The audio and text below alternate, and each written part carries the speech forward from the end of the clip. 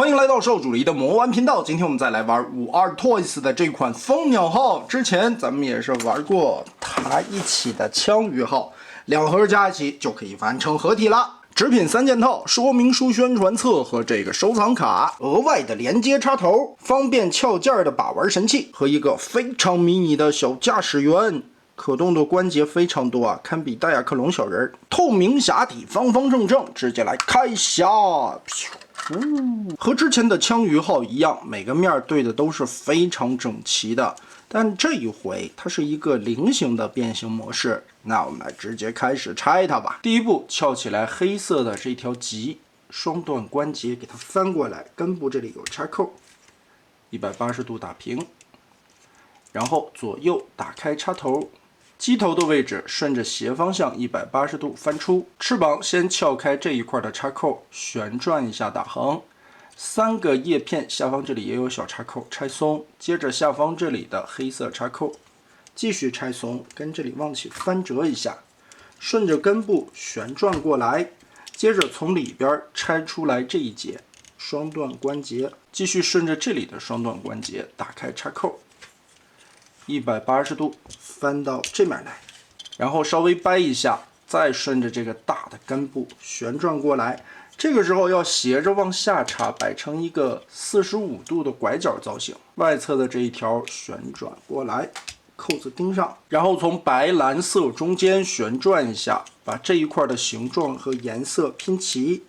下面的這一節打開，繼續扭動，根部這裡有一個插扣和邊緣的這個夾角縫隙插起來。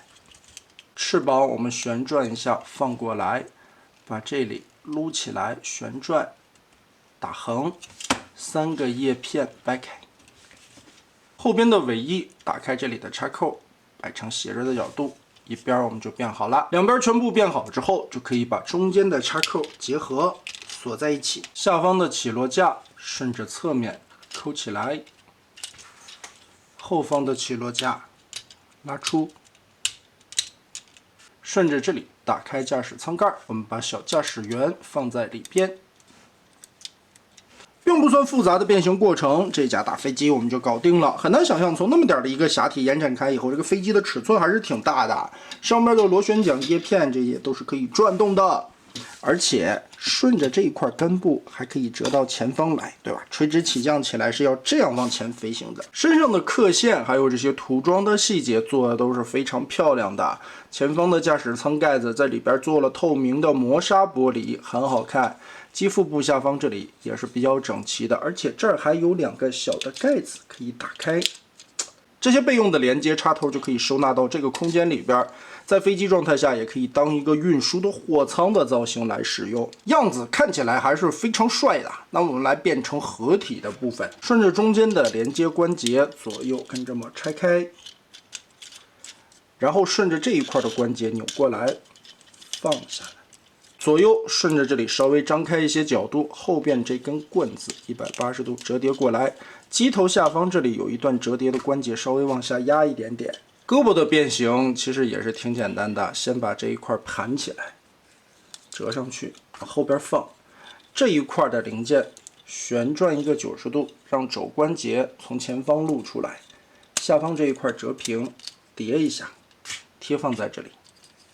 小臂的位置再旋轉個90度，把前方的這一塊打開，變成機器人的夾子手。上半身的造型就可以這樣搞定了。当然，你单獨拿出來也可以當成一個宇宙空間裡邊作業的機器人，2個大的機械臂。這時候我們就可以掏出之前槍魚號組合成的下體，順着這個扣子給它插進去，就組合成了這樣的一個機器人。造型來說，看着還是比較怪異的啊，屬於那種比較科幻風的感覺。它變成下半身也是非常簡單的，這一塊折起來，旋轉一下。把腿整個的反折下來，後邊的這些關節都擼平。2個腳丫子其實就是手掌的位置，順着這裡折平打開。剩下的也就是翻轉一下腿部的這2個關節，調整一下，把顏色放正面，然後把這個翅膀反折到這邊來，下方的小腿擺好。後邊的這一塊呢，我們稍微的往後翹一點点。好，槍魚也變回了上半身的狀態，繼續用這個插扣進行結合。哎，這個組合好以後，機器人的感覺身材比例就好看很多了。之前一直在說槍魚是一個上半身聖體啊，果然裝上了2條腿以後，非常不錯的樣子。胸口的駕駛艙裡邊的小人放在這裡操作也是非常的合理，頭身比例、肩寬、豐腰的這種感覺。背後這裡用機械爪子做的，像是流蘇披風一樣的。當然，你也可以把它翻折到前邊來，還可以當輔助的机械臂使用。頭部、脖子的活動範圍，肩膀平舉，這裡還是2段關節，所以也能抬得非常高。二頭肌根部的旋轉，胳膊肘這裡還是雙段關節的曲臂，而且這種賽鋼料子的關節阻尼感是非常緊的，所以磨起來會有嘎吱聲。拳頭看着有一點小，左右也是可以旋轉的。腰部這裡連接的合體關節可以實現左右轉腰，胯部前後活動幅度是非常大的。側抬可以提到90度，因為胯部這裡是2段關節啊，在根部這裡已經有了一段旋轉軸，鉚釘的這一塊又增加了一段關節。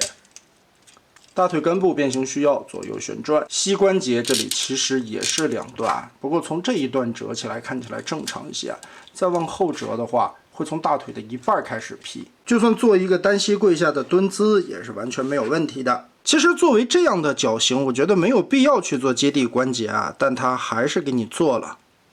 總的來說吧，這一套的組合完成效果其實還是非常不錯的，再加上身上的部件大部分也都是模塊化的處理，再配上它的這個專用接頭，你可以拼搭出來各種自己想 DIY 的樣式。玩法上面來说，WarToys的這個系列還是非常豐富的。大家覺得WarToys的這一套全能小隊做得如何呢？歡迎在評論和彈幕留下你的觀點。這一期咱們就玩到這兒吧。